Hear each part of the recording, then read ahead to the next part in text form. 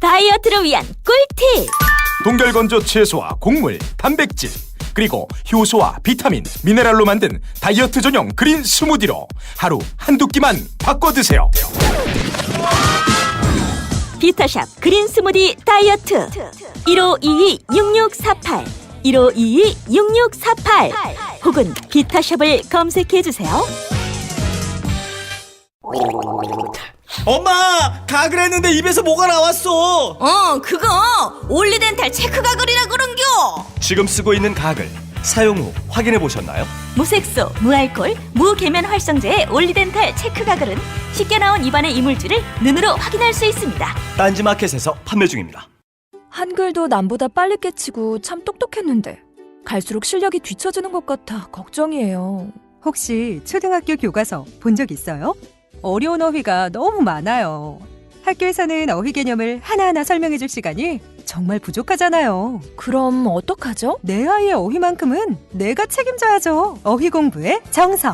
초등어휘 3000, 초등어휘 5000. 검색창에 초등어휘 3000을 쳐보세요. 말투 하나만 바꿔도 인사평가가 달라진다. 그냥 직장인. 팀장님 보고 드릴 게 있습니다. 센스 있는 직장인. 팀장님, 지금 잠시 시간 괜찮으세요? 보고 드릴 게 있습니다. 볼수록 기분 좋은 사람으로 만들어주는 메이크업 말투 3단계 전략. 직장인 자기계발서 1위. 모든 관계는 말투에서 시작된다. 위즈덤 하우스 미디어 그룹.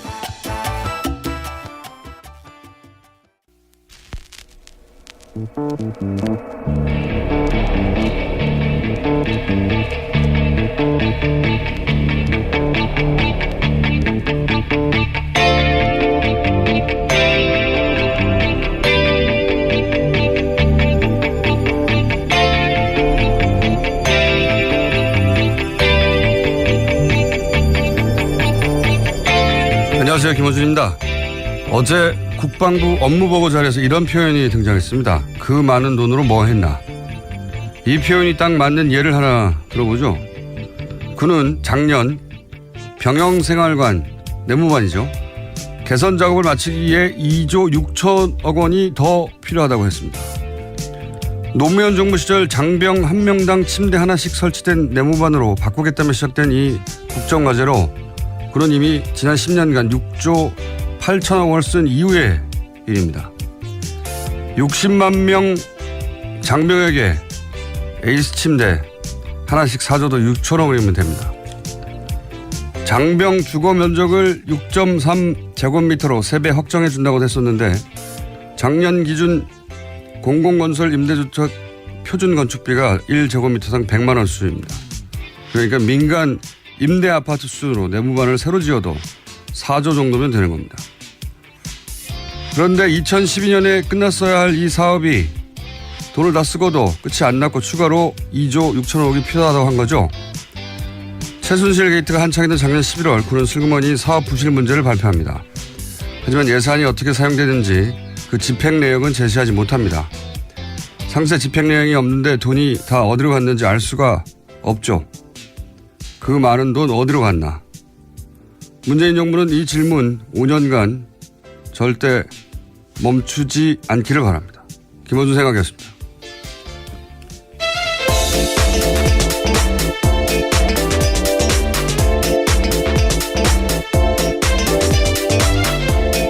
시사인의 김은지입니다. 그 많은 치즈는 어디로 갔나. 여기서 나온 표현 같은데. 작년에 기재부에서 조사를 했어요. 예. 왜냐면,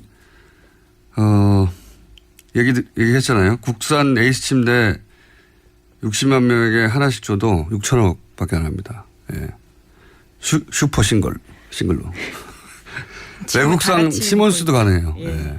라텍스 2겹으로 깔아줘도 됩니다. 그거 다 해도 6천억 밖에 안 되는데 지금 6조 8천억을 쓰고 그래도 돈이 모자란다는 거잖아요. 안 끝났다는 거예요. 그게 아직도. 예. 그리고 아파트처럼 지어줘도 새로 4조면 되는 거예요. 그 돈이 다 들어갔나 이거죠. 예. 일반인들 입장에서야 이게 누가 해먹지 않고서 이럴 수가 있느냐. 왜냐하면 아직도 전 군사 1인 1침대가 안 됐거든요.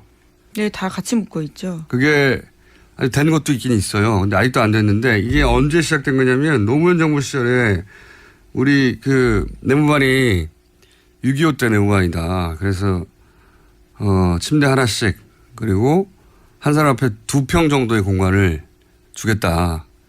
14년 전에 시작한 거예요. 아직도 안 된 겁니다. 이게 아직도. 네. 말도 안 되는 거라고 봅니다. 자, 그런 일이 있었고 어제 첫 번째 뉴스는요. 네, 방금 들어온 속보부터 전해드리면요. 북한이 오늘 아침 중거리급 이상으로 추정되는 탄도미사일을 발사했다고 합니다. 합동참모본부 발표에 따르면요. 북한은 오늘 오전 5시 57분경에 평양시 순안 일대에서 동쪽 방향으로 불상의 탄도미사일을 발사했다라는 건데요. 합참은 세부 사항은 한미당국에서 공동 분석 중에 있다고 덧붙였습니다. 일본의 아베 정권 아주 신나겠군요. 미사일 쏴주니까. 북한이 미국과 대화를 원할 때나 뭔가 딜을 원할 때 날 보라고 하는 일인데 청와대 군은 뭐 당연히 주목해야 되는 사안인데 일반인들은 뭐 앞으로도 북미 대화가 있을 때까지 계속되는 그런 군사 퍼포먼스라고 이해하면 되겠습니다. 네. 그 정도로 하고 자 다음 뉴스는 뭡니까? 네, 박근혜 정부의 청와대 문건이 또 발견됐습니다. 이번에는 문고리 3인방 중 한 명으로 불린 안봉근 전 비서관이 이끈 제2부속실 문건인데요. 제2부속실 소속 공유 폴더에서 문건 파일이 9,000건 이상 발견됐다는 겁니다. 제2부속실은 최순실 씨를 사실상 수행했던 곳으로 알려져 있는데요. 파일 작성 시점은 안봉근 전 비서관이 제2부속실장으로 일했던 2013년부터 2015년 1월까지입니다. 박수현 청와대 대변인에 따르면 해당 문건에는 문학의 블랙리스트 등 내용이 포함되어 있다고 합니다. 공유 폴더다 보니까 공유 폴더라는 건 이제 본인의 파일도 있지만 같이 일하는 뭐 비서실 혹은 뭐 TF가 같이 썼다는 거잖아요. 그러니까 이 부속실을 없애면서 자기 파일만 있는 게 아니니까 지우지는 않은 거죠. 예. 어쨌든 안봉근 전 비서관이 근무했던 제2부속실은 최순실의 사람 안봉근으로 알려진 비서관이 이끈 부속실이니까 여기서 뭐 자료가 꽤 나올 수도 있겠습니다. 네, 윤전추 행정관도 이쪽에서 근무했었고요. 여전히 박근혜 전 대통령을 보좌하고 있는 사람들이 속속들이 있는 곳입니다.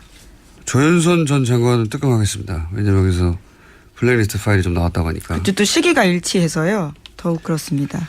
자, 다음 뉴스는요?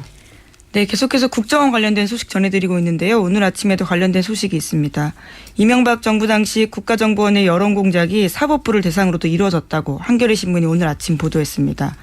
소위 좌파 판사로 낙인을 찍는 온라인 여론전을 펼치고 극우단체를 동원해서 대법원장을 비난하는 기자회견도 배후 조정했다고 합니다.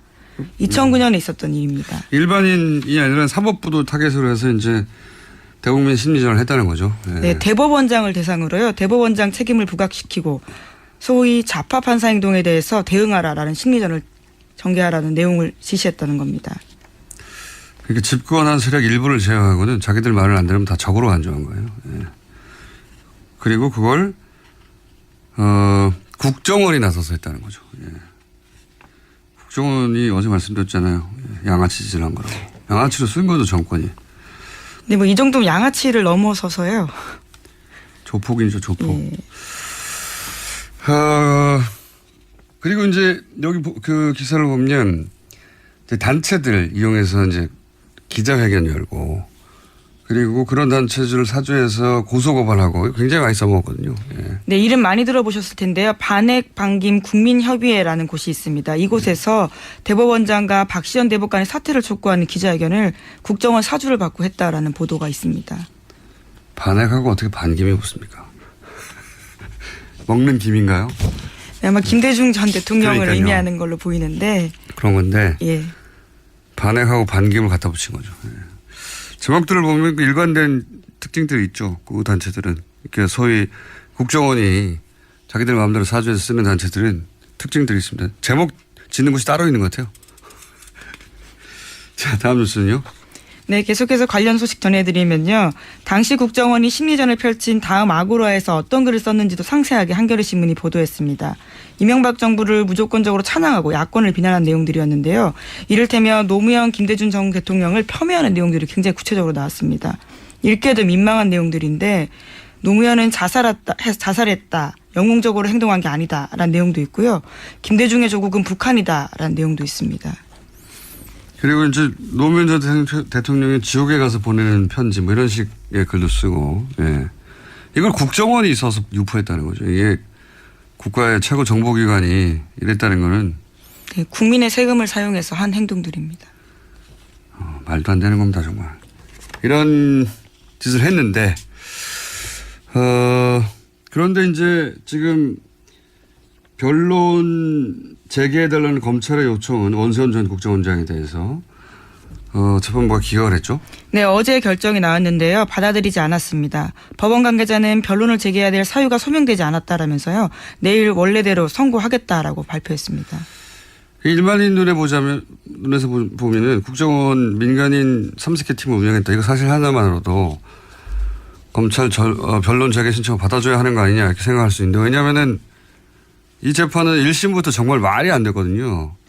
1심 때 예를 들면 국정원 5팀, 예, 트위터를 담당했던 5팀의 김모 요원의 이메일을 뒤져가지고 트위터를 작성할 때 썼던 파일을 찾아냈어요. 근데 김모 씨가 법정에 나와서 자기는 그런 글을 쓴 기억이 없다고 그랬거든요. 자기 이메일이고 누구도 접속한 적이 없지만 하지만 그건 기억이 안 난다라고 이야기한 겁니다. 그랬더니 사법부가 어떻게 했냐면 본인이 쓴 기억이 없기 때문에 증거에서 빼줬어요. 엄청나게 범인에게 친절한 재판부였죠. 예. 그리고 공직선거법에 대해서는 심리전단 직원들이 계획적으로 했을 리가 없다. 계획적으로 했다고 볼 수 없다. 그래서 무죄입니다. 국정원법은 위반이지만 선거법은 무죄라고 이야기한 계획적으로 거죠. 했다고 볼 수 없다. 말이 됩니까? 아무런 계획도 없이 무작위로 했다는 거예요, 이게? 자기들 마음대로. 하여튼 그렇게 말이 안 되는 판결이 났고요. 그래서 이 판결이 나자 이제 그때 김동진 부장판사가 지록임하라고, 예. 법치주의가 죽었다고 글을 썼었죠. 2심에서는 그나마 이제 다시 정경력 그 김모 씨 파일 인정하고. 네, 법정 구속된 바 있습니다. 공직선거법도 위조를 했는데 대법에서 다시 그걸 깼어요. 예. 다시 그 파일에 증거 능력이 없다고. 이게 이렇게 되면 어떻게 되냐면 그 파일에서 나온 아이디가 200개가 넘고 또 연결된 아이디가 400개가 넘고 거기서 나온 그 수십만 건이 되는 게 다 글들이 증거에서 빠져버렸거든요. 예. 일종의 스모킹 건인데다가 범위를 굉장히 넓힐 수 있는 파일들이었는데요. 그것이 기각된 바가 있습니다. 그리고 고법으로 다시 돌아왔죠. 파기환송돼서. 예, 지금 그 재판입니다. 내일 선고가 나는. 이번 판사 말고 이전 판사님이 이제 김시철 부장판사님이었는데 제가 이름을 특별히 이야기한 이유는 대단한 재판이었기 때문입니다. 왜냐하면 김시철 판사님이 일단 원세훈 전 원장을 보석으로 풀어줍니다. 그것부터 시작을 하고, 그리고 보통 검사 변호사가 판사 앞에 싸우잖아요. 이 재판에서는 원세훈을 잡으려는 검사와 원세훈을 풀어주는 편들은 판사가 싸우는 재판장이었어요. 그래서 이 판사님은 국정원 댓글을 뭐라고 표현했냐면 손자병법의 용병술로 표현했습니다. 취재 기자들 사이에서 굉장히 말이 많았습니다. 네. 비판하는 목소리도 컸고요. 손자병법의 용병술, 국정원 댓글이 국정원이 정치 개입을 한 게 아니라, 예, 그런 식으로 표현을 했었기 때문에, 물론 지금 재판부는 그 재판부가 아니에요. 바뀌었어요. 그런데 어쨌든 변론 재개는 기각했고, 여기서 이제 만약에 원세훈 전 원장에 대해서 선거법 위반 혐의 같은 게 무죄로 나버리면 이제 일사부재를 위해서 다시 다룰 수가 없거든요. 끝난 거거든요. 예, 동일 범죄에 대해서는 2번 기소할 수 없기 때문에요. 결과적으로 그렇게 되는 겁니다. 걱정이 됩니다. 자. 네, 내일 결과가 나옵니다. 하나 정도 더 할게요. 예, 오늘 미니가 있기 때문에 미니 인터뷰가 잡히겠습니다. 네, 어제 이유정 헌법재판관 후보자에 대한 인사청문회가 있었는데요. 여기서 자유한국당 정가윤 의원의 발언이 논란이 되고 있습니다. 문재인 대통령을 향해서 지속적으로 헌법을 위반하고 있다면서 탄핵 사유에 해당한다라고 발언했습니다. 예. 자기 주장으로 실제 탄핵이 될 가능성이 1%라도 있다고 생각했을까요? 그런 생각 본인도 안 합니다. 본인도 탄핵 사유라고 말해놓고 이걸로 탄핵될 리가 없다고, 확률은 제로라고 생각하면서 TV 중계될 때 이런 말을 하는 게 이제 나한테 관심 좀 가져달라는 거죠. 예. 그런 이벤트로 생각하시면 되고, 사유도 너무 억지예요. 예. 예를 들어서 뭐 신고리 건설 중단, 이게 이제 헌법 23조 사망 위반, 뭐 중단도 아니고 현재는 공론조사 예. 준비위원회가 근데 돌아가고 말을 있습니다. 그렇게 했어요. 예. 예, 건설 중단 결정은 헌법 23조 3항을 위반했다 그래서 탄핵이라고 그래서 이게 뭔가 싶어 봤더니 이게 재산권 수용에 대한 조항이더라고요. 그러니까 뭐 예를 들어서 과수원에 고속도로 냈다. 그렇게 과수원 땅 수용하면 그 주인한테 보상금을 법대로 줘야 한다. 이런 소리거든요. 이게 무슨 탄핵 신고리 중단과 연결이 된 건지 모르겠는데 이해가 안 가지만 굳이 이해하실 필요는 없습니다. 아무 의미 없는 말이기 때문에. 그리고 뭐 이런 것도 있어요. 헌법에 독일에 가서 문재인 대통령이 영구적 남북 평화 공존 체제를 얘기했다. 탄핵감이다. 무슨 소리인가 했더니 영구적 남북 평화 공존 체제라는 건 남북 분단이 영구적으로 계속돼야 한다는 소리 아니냐. 통일 포기한 거 아니냐. 헌법 위반이다 했는데 이게 또 완전한 왜곡인 게 영구적 남북 평화 공존 체제라고 한 게 아니라 항구적 평화 체제라고 했어요. 여기다가 남북 공존이라는 단어를 넣어서 통일을 포기했다고 우기는 거죠. 역시 뭐 이해할 필요는 없습니다. 하여튼 뭐 그래서 탄핵이라고 예, 열심히 주장하시고 기사도 크게 났고 포털에 그리고 욕도 많이 드셨으니까 퍼포먼스 성공한 겁니다. 예. 예. 오늘은 미니 인터뷰가 하나 잡혀 있어서 여기서 넘어가야 될 것 같은데 MBC, KBS 기자들이 제작 거부에 돌입했죠? 예, 네. 경영진 사태 촉구하면서요. 제작 거부 돌입했습니다. MBC는 오늘까지 찬반 투표 진행해서요. 가결될 경우 다음 달 4일부터 총파업 들어갑니다. 네. 이 시점에 저희가 미니 인터뷰 하나 연결해 보겠습니다. MBC, KBS 기자 경영진 사태 촉구하면서 제작 거부에 돌입했는데 MBC, KBS 기자들에게 사실은 용기를 준 영화가 있어요. 예. 공범자들 저희가 가처분 신청 때 한번 연결했었는데 어제 관객 수가 15만 명을 돌파했다고 하네요. 공범자들을 만든 최승원 PD 잠시 연결해 보겠습니다. 안녕하십니까? 네, 안녕하세요. 예, 반갑습니다. 네. 축하드립니다. 감사합니다. 네. 네. 자백의 흥행을 넘어선 거죠, 지금? 예, 그렇습니다. 예, 자백은 14만 3천 명이었는데 어제 공범자들이 15만 6천 명이니까. 네. 목소리가 약간 거만해지신 것 같습니다.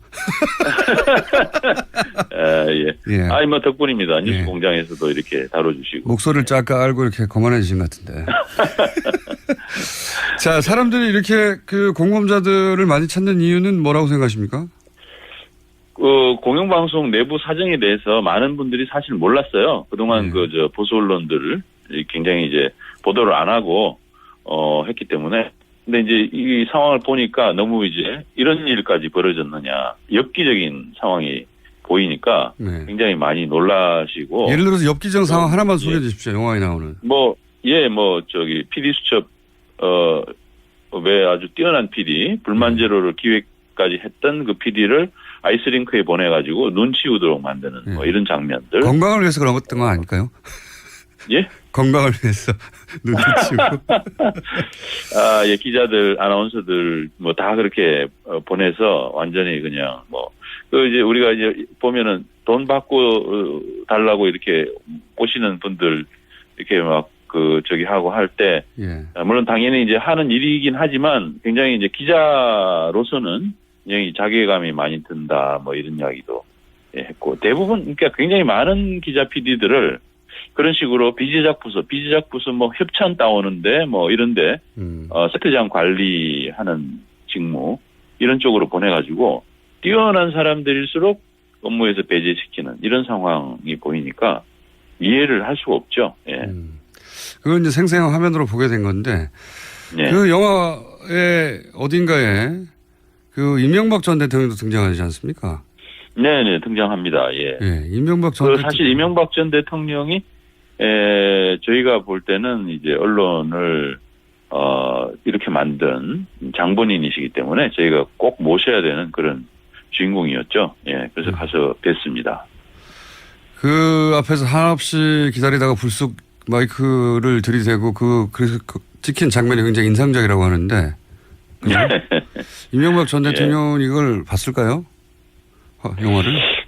글쎄요, 영화를 보시기까지 하시겠어요? 근데 이제 아마 보고는 받았겠죠? 예, 보고는 받았으리라고 봅니다. 제가 그날, 이명박 전 대통령을 만났을 때, 이명박 전 대통령이 저를 기억하는 것 같았어요. 제가 4년 전에도 한번 인터뷰를 시도한 적이 있었거든요. 그때는 이제 4대강 수십 6m 예. 대통령께서 지시하셨습니까? 하면서 이제 대통령의 임기 마지막 날, 집으로 돌아갈 때, 제가 이제 환영 인파 속에 섞여가지고 질문을 던졌는데, 아마 그때 당시에 이를 좀 기억은 하시는 것 같았어요. 이번에 눈치가. 제가 최성호 이제. PD님 얼굴이 그렇게 기억할 만큼 특별한 얼굴은 아닌데요. 근데 이제 어쨌든 제가 4년 만입니다. 반갑습니다. 이렇게 이제 질문을 하니까 이분이 굉장히 이제 반가운 얼굴로 오셨어요. 그래서 악수도 하고. 그 나중에는 이제 제가 질문을 던졌거든요. 언론의 파괴자라는 그런 평가가 있는데 어떻게 생각하시냐고 그랬더니 이제 이제 유체이탈하는 그런 답변을 하면서 저한테 딱 질문을 던지는데 요새 뭐 해요? 이렇게 물으시더라고요. 네. 관심이 좀 있으시다는 얘기죠. 그 장면이 지금 화제가 좀 되고 있고. 네. 근데 이 영화도 이제 힘이 보탬이 크게 된 것 같습니다. 이 MBC여서 KBS 기자들도 이제 제작 거부에 돌입했는데 오늘 총법 찬반 투표도 MBC 노조에서 한다고 하고 아마도 가결될 것 같은데 분위기상. 그럼요. 예, 가결될 겁니다. 네. 예. KBS도 그렇고요. 예. 이 공영방송 정상화하는 것은 어떻게 해야 되는 겁니까? 지금 과거 정권들은 힘으로 눌러서 어떻게 잘라내버렸는데 이번에는 그렇게 할 수는 없으니까 해법을 찾기가 쉽지가 않습니다. 어떻게 보십니까? 근데 지금 사실 MBC 같은 경우 특히 굉장히 저희들은 불법적인 행태들이 굉장히 많았다고 생각합니다. 예.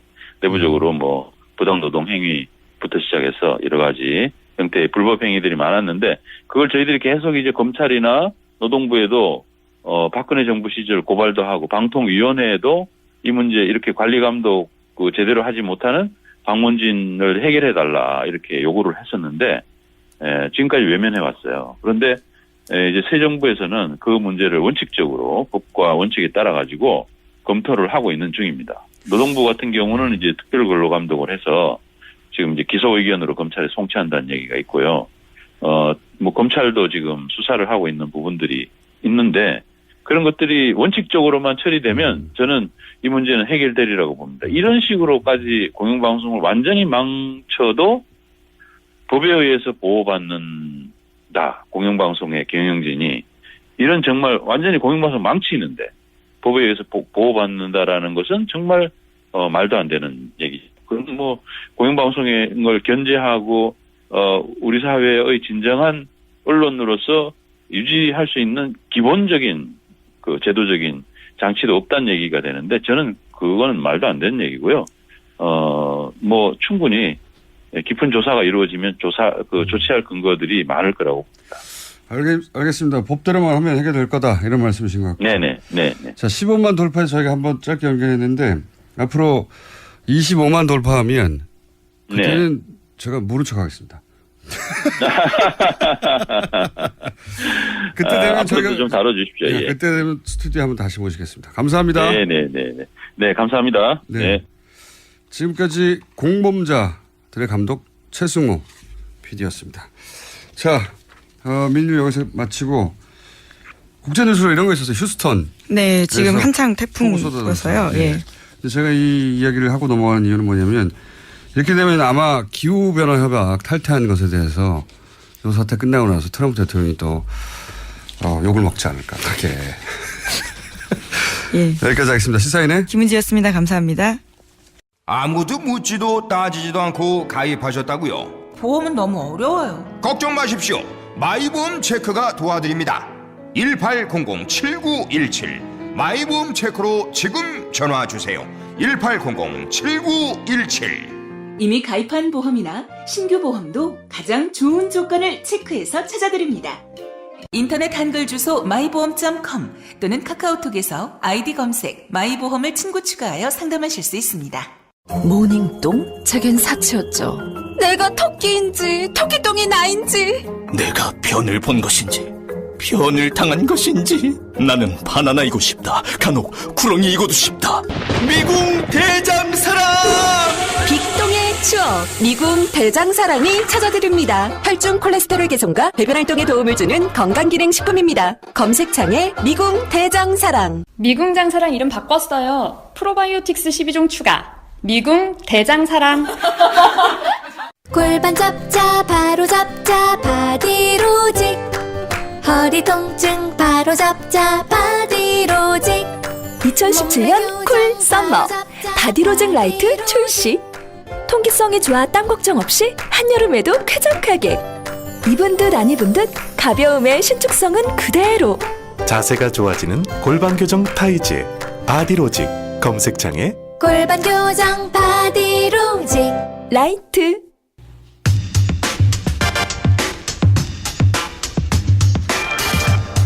살충제 계란 파문의 중요한 원인 하나가 간과되고 있다.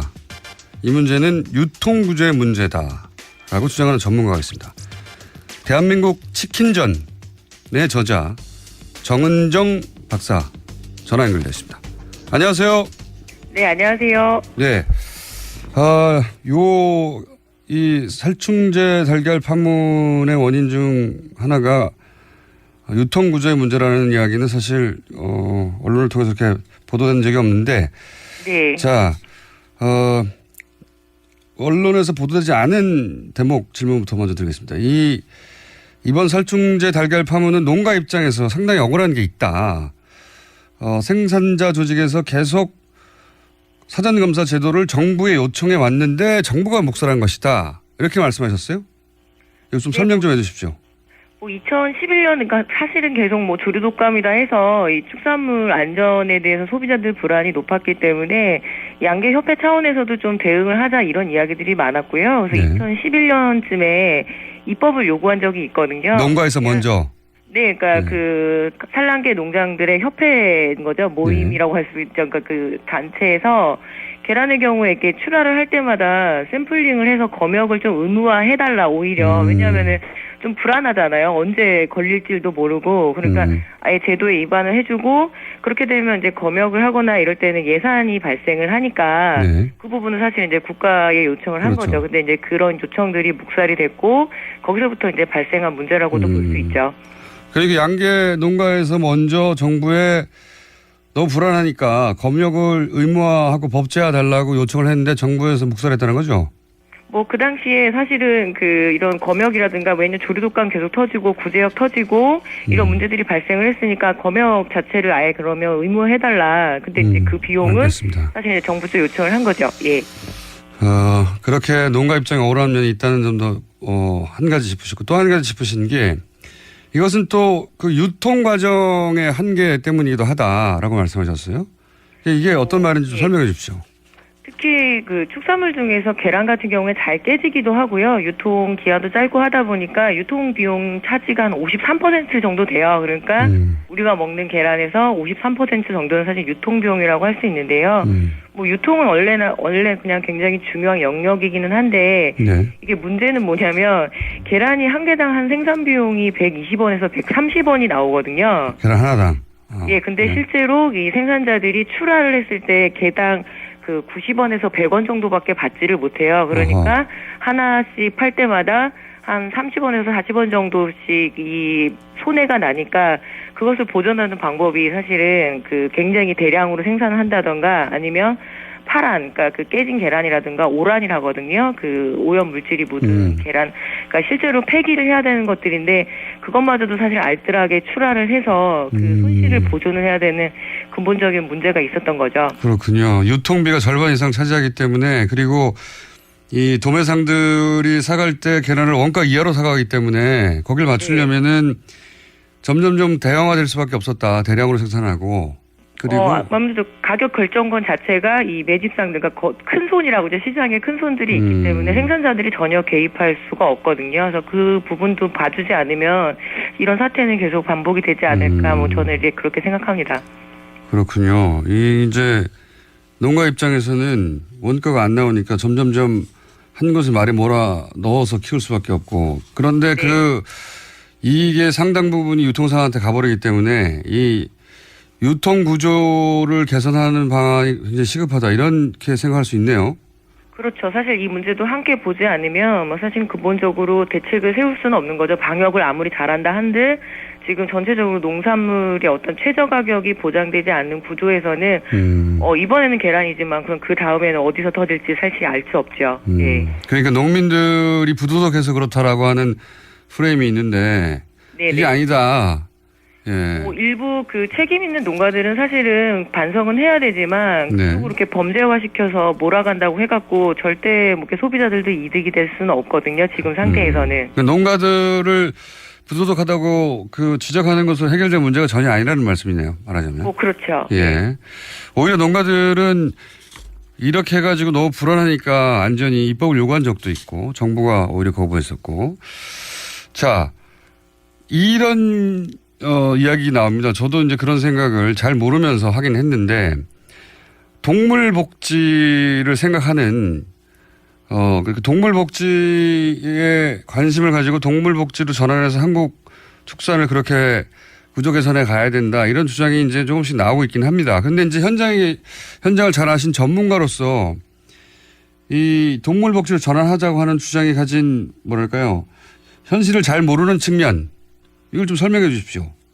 뭐 사실은 동물복지 굉장히 중요하고요. 그렇게 지향을 해서 가기는 가야 되지만 기본적으로 한국의 어떤 국토 조건이 네. 축산에 아주 적절한 그 조건은 아니거든요. 목초지도 많지 않고 또 산지 지형이고 날씨가 굉장히 춥고 더우고 이게 이제 굉장히 극단으로 날씨가 왔다 갔다 하고 그렇다 보니까 사실은 그 축산에 굉장히 어려움을 겪는 그 생태적인 조건이 일단은 있고요. 네. 실제로 이 동물복지 인증 농가가 지금 1% 정도밖에 되지를 않아요. 1%. 그만큼 현실적으로 이 동물복지 인증을 받기가 굉장히 어려운 조건이란 얘기고, 그 다음에 그 차선, 대안이라고 할 수 있는 유기축산도 실제로는 지금 한 14개 농가 정도밖에 받지를 못했거든요. 그리고 아예 이쪽은 아예 그 한우 분야는 아예 없어요. 그만큼 어려운 조건인데. 유기축산은 뭡니까? 지금 무항생제 단계가 있고요. 예. 그리고 그 다음 단계가 유기축산이고 사실은 가장 높은 단계가 동물복지 인증 단계인데요. 예. 유기축산의 경우에는 그 유기사료, 그러니까 그 동물들이 먹는 사료에 대한 사양 자체가 유기사료여야 되고 그리고 좀 몇 가지 조건들이 조금 더 있어요. 그런데 그러니까 항생제를 쓰지 않는 단계, 그 다음에 사료를 친환경적으로 만든 단계, 그 다음에 동물복지 이렇게 되는 겁니까? 예, 그런데 인증 자체가 상당히 받기도 어렵고 그건 현실적인 조건이 발현이 안 된다라는 얘기거든요.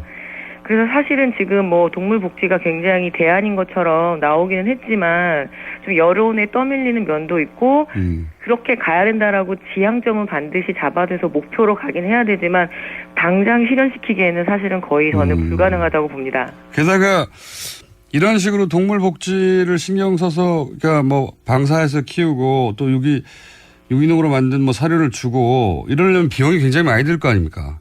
그렇죠. 비용이 이전이 되고 사실은 그동안 우리가 계란을 소비해온 거는 가정에서는 그 계란을 굉장히 귀하게 먹죠. 반찬으로. 그런데 이게 2차 가공 영역에서 특히 제과, 제빵 그리고 가공식품의 굉장히 핵심 재료이기 때문에 그 대량 생산되는 가공식품은 이 가격에 많이 먹고 그리고 실제로 로스율이라고 하죠.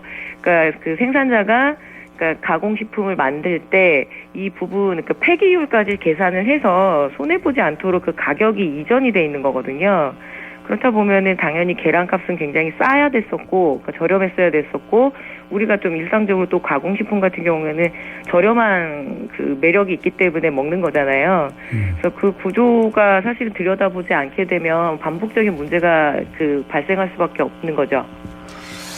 그렇군요. 이 문제를 근본적으로 해결하려면 유통 문제도 개선이 돼야 되고 그리고 동물복지나 유기축산을 하는데 들어가는 고비용을 정부가 좀 보조금도 지원해 줘야 되고 그래서 그쪽으로 유도해 줘야 되고 소비자도 이렇게 생산된 계란은 조금 더 비싸더라도 기꺼이 사주겠다는 인식의 변화도 있어야 되고 이게 쉬운 문제가 아니네요. 그죠? 그렇죠. 소비자, 생산자, 유통업계 그리고 정부 관계자들까지 다 같이 얽혀있는 문제이기 때문에 하나하나 분절해서 대책을 세우면 사실은 또 이런 문제는 반복될 수밖에 없고 오히려 이제 이런 각 영역에 있는 이해관계자라고 해야 될까요?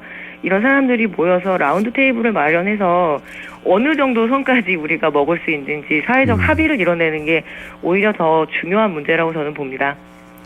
이게 소비자들이 계란이 뭐 300원대 정도 되는 걸로 제가 아는데 소비자들이 싼 값에 많은 양을 먹겠다 이렇게만 생각하면 이 문제는 해결이 안 되겠군요. 그렇죠. 사실은 계란값이 300원 된 지도 얼마 되지는 않았거든요. 그동안 거의 200원대에 머물렀었는데 이게 조류독감이 터지고 그리고 이제 계란 생산량이 떨어지면서 300원 된 지도 얼마 되지 않았어요. 그러니까 굉장히 오랫동안 그 저가로 우리가 이제 쉽게 접근해서 먹고 왔던 대표적인 식재료라고 할 수 있죠. 알겠습니다. 그 기본적인 문제점은 알게 됐고요. 한 가지만 더 여쭤볼게요. 그래서 오히려 대기업 제품을 먹어야 되는 거 아니냐. 이렇게 소비자들이 다시 대기업 제품을 선호하는 쪽으로 돌아서고 있는데 이거는 또 문제가 없습니까? 뭐 아무래도 그 대기업들이 훨씬 더 관리를 잘하지 않나. 특히 그렇죠. 계란 사업에 굉장히 대기업들이 진출을 하고 싶어 했고요. 어느 정도 이제 진출을 해 있는데 사실은 그렇다고 해서 지금 뭐 대형 그 식품 대기업들도 이런 식품 사고가 안 나는 건 아니거든요. 근데 그 여태까지 그래도 농민들이 생산을 해왔던 농업의 영역이 다시 이렇게 기업 단계로 넘어가는 거는 사실 소비자들한테도 그렇게 바람직한 일은 저는 아니라고 보고요. 좀 대책을 천천히 세우는 것이 좋지 급박하게 그냥 이렇게 일이 터졌으니까 이거 좀 더 관리 잘해볼 수 있는 대로 넘길까 이렇게 되면 또 농민들 같은 경우에는 대기업에 좀 소속돼 버리는 상황이 벌어지기 때문에 그 부분은 제가 굉장히 많이 우려를 합니다. 그렇군요. 골목에 대기업들 진출한 것처럼 뭐 그렇게 이 계란 농가도 그렇게 변해버릴 수가 있겠군요. 네. 자, 이 문제의 기본적인 틀은 알았고요. 정부가 이제 관련해서 식약처에서 대책을 내놓겠죠. 그러면 다시 한번 연결해서 제대로 된 대책인지 한번 여쭤보도록 하겠습니다. 오늘 말씀 감사합니다. 네, 고맙습니다. 네. 지금까지 농촌농업사회학자 정은정 박사였습니다.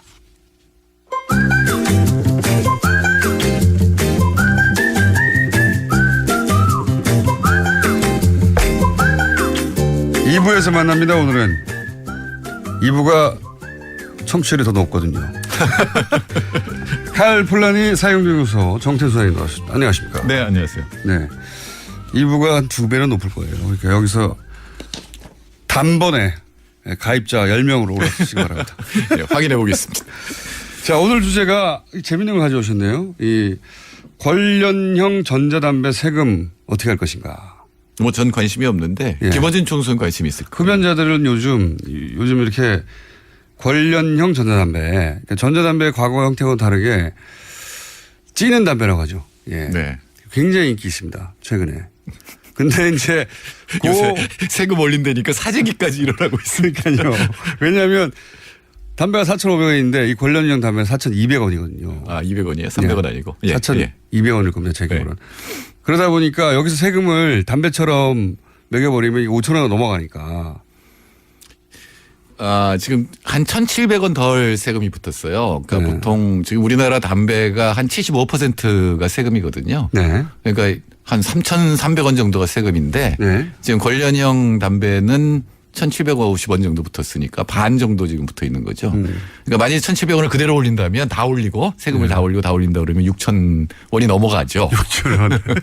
그럼 아무도 안 필 가능성이 높아지는 그렇죠. 거죠. 그러니까 이제 필립 모리스로서는 비상이 걸린 거죠. KTNG는 좋아하겠네요.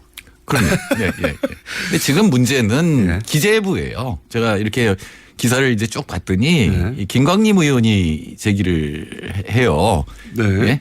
자유한국당이잖아요. 근데 이 기재부 차관 출신이잖아요. 네. 그리고 이 기재부에서 김동연 부총리가 이 부분을 갖다가 조세공백 이런 얘기를 하잖아요. 근데 이게 왜 그러냐면은 담배세에 6개의 세금이 붙어 있는데 합치면 12조 원 정도 1년에. 그리고 작년에 담배값 2,000원 올려서 5조 5천억이 더 거쳤거든요. 5조 4천억이 더 거쳤거든요. 담배 피지 말라고 하면서 정부가 만들어내죠. 예, 그래서 이제 8%가 줄면 뭐 3조 5천억 원 정도 증세될 거라고 예상했는데 무려 5조 4천억 원. 그러니까 안 줄었다는 얘기거든요. 4,300원이랍니다. 예, 근데 만일에 이 관련형 담배가 막 늘어나면 그렇게 되면 세수가 줄어들고 세수가 왕창 줄어들고 최대로 줄어들면 5조 원이 줄어들거든요. 세수도 줄어들지만 불공정한 경쟁이라고 생각하는 거죠. 200원, 300원도 사실은 뭐랄까요 판매 촉진 요인이 되니까. 그렇죠. 예, 기존 담배 뭐 KTNG 입장에서는 아니 이게 똑같은 담배인데 이게 이제 꽂아서 찌는 거라고 해서 뭐 이렇게 주장하고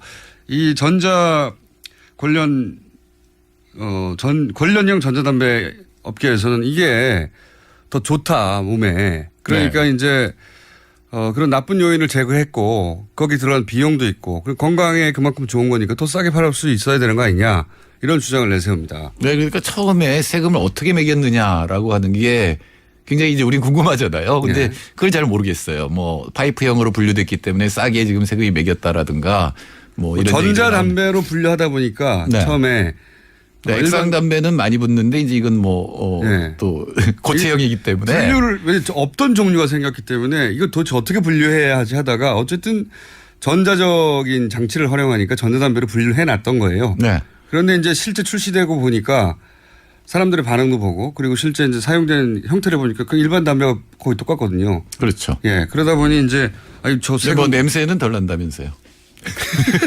제품에 대한 광고를 제가 하진 않겠습니다만은 이게 굉장히 많이 늘어나면 기재부 입장에서는 최악으로는 5조 정도가 줄어들거든요.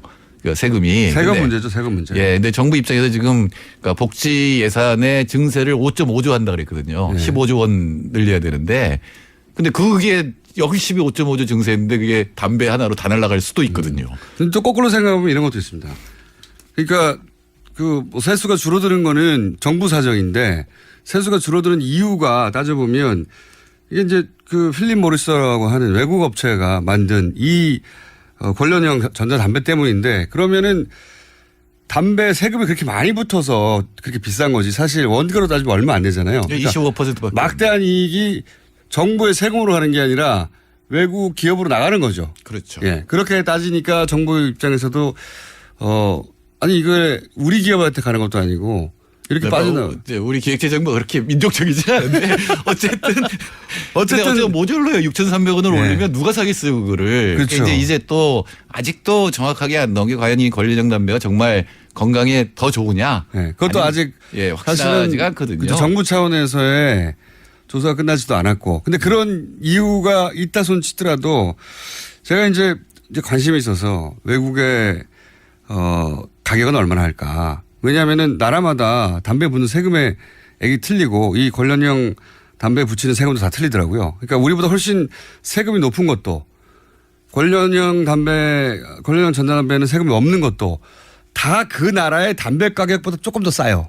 네. 비슷하거나. 그러니까 사실은 원가하고 상관없이 그러니까 이 관련형 전자담배 업계가 무슨 논리를 내세우든지 간에 그냥 그 나라의 담배값 비슷하거나 조금 싸게 하는 거죠. 더 팔리라고. 1%에서 0.5% 더 싸게 해서 파는 거죠. 그러니까 다른 논리하고 상관없어요. 잘 팔리라고 그런 거예요. 그쪽도. 그렇죠. 예, 그런 거고 지금 물론 이제 필립 모리스나 이런 데서 돈을 많이 버는데 그럼 세금을 1,700원 더 붙이면 지금 가격에서 1,700원을 올리냐 그럼 6,000원이 되는데 아닙니다. 예, 못하죠. 못하죠 거기도. 예, 거기도 못하면 자기 이윤이 줄어드는 거죠 그냥. 예, 이윤이 줄어들고 그러면 이제 모든 문제가 해결될 것 같은데 문제는 이걸 빨리 우리 정부가 빨리 이 건강이 얼마나 좋은지와 근거를 확실히 제시를 하고 세금을 올리지 않으면 이거 투자자 국가 제소에 걸릴 가능성이 굉장히 높습니다. 그게 문제라고 하더라고요. 필립 모리스가 제소할 수 있죠. 필립 모리스가 오스트레일리아에 제소를 한 내용이 뭐였냐면은 우리 지금도 우리 담배 나오잖아요. 우리 담배 이렇게 좀 흉측한 이 그림들이 나오잖아요. 건강에 좋은 그림들. 근데 그거를 좀 크게 했다고 해서 투자자 국가 제소에 걸었었거든요. 사이즈를 좀 키웠다고? 예. 그러니까 그런 것도 제소 대상이 되기 때문에 이 부분은 우리 정부가 빨리 과학적 근거를 마련하고 그다음에 세금을 이렇게 올리는 것이 옳다라는 거를 만들고 빨리 하지 않으면 지금 사재기 일어나잖아요. 그럼 이미 현실에서 점유율이 막 늘어날 거 아니에요? 그렇게 되면 이거는 필립 모리스가 제소를 할 수 있는 근거가 될 수가 있기 때문에 정부가 빨리 이거는 과학적 근거를 만들고 국민을 설득해서. 설사 정부가 세금을 올리더라도 이 가격을 그러면 5,000원, 6,000원대 못 올립니다. 못 올리죠. 안 팔리니까. 네. 그렇게 되면. 그래서 그렇게는 못 하는데 그러니까 이걸 정부의 세금을 내느냐 아니면 필립 모리스의 이익으로 주느냐 이 차이라고 생각하시면 될 것 같긴 한데 근데 왜 못 올렸어요? 올릴 것 같더니 어제?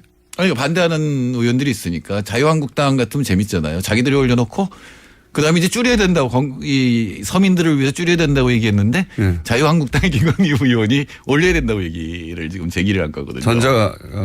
관련형 전자담배에 대해서. 예, 예. 그리고 또 몇몇 유승민 의원이나 이런 사람들이 건강에 좋다면 더 세금을 줄이는 게 맞지 않느냐 이런 이제 논리를 또 대기도 했죠. 건강에 좋다면 더 세금을 줄이면 사람을 줄이는 게 맞지 않느냐 또 저도 설득될 뻔했어요. 맨 처음에 기재부가 이게 건강을 위해서 세금 올린다고 했거든요. 네. 그 논리 설득될 뻔했는데 근데 그거는 그냥 그 다국적 거대 기업이 만들어낸 논리일 뿐 어떤 나라에서 어떤 세금을 매기든 그 나라에 담배보다 조금 더 싸거나 비슷하게 한다니까요. 그러니까 그건 그냥 자기들 마케팅 논리지 실제로는 상관없어요. 왜냐하면 권력은 담배 맞는데 얼마 든다고요. 그게. 네, 그러니까 다 이익인데 그냥. 올리지도 못하고 이제 세금을 줄이면 그만큼 이제 필립 모리스의 이익이 되는 건 맞죠. 그렇죠. 네. 그 부분을 어떻게 처리할 것이냐 이게 이제 과제가 되겠죠. 아, 이거 재밌는 사안입니다. 재밌는 사안인데 실제 다른 나라에서는 어떻게 결론 나가는지 모르겠는데 또 하나 약간 재밌는 포인트는 KTNG가 이게 일본에서는 점유율이 굉장히 높아지고 있다고 해요. 일본에서 먼저 유행했는데 우리도 지금 꽤 유행인 걸로 아는데 이렇게 높아지면 KTNG는 어떡합니까? 뭐 KTNG도 뭔가를 또 개발을 하겠죠. 다만 저는 흡연자로서 부탁드리고 싶은 거는 세금이 많이 들어오면 저 흡연자의 권리를 좀. 제 말이 그 말입니다. 세금을 많이 걷어놨으면 예를 들어서 서울역 예를 들어보죠. 서울역 앞에 흡연 공간이 있어요. 거기 들어가고 싶지 않아요. 그렇죠. 그 돈 다 어디서 썼습니까?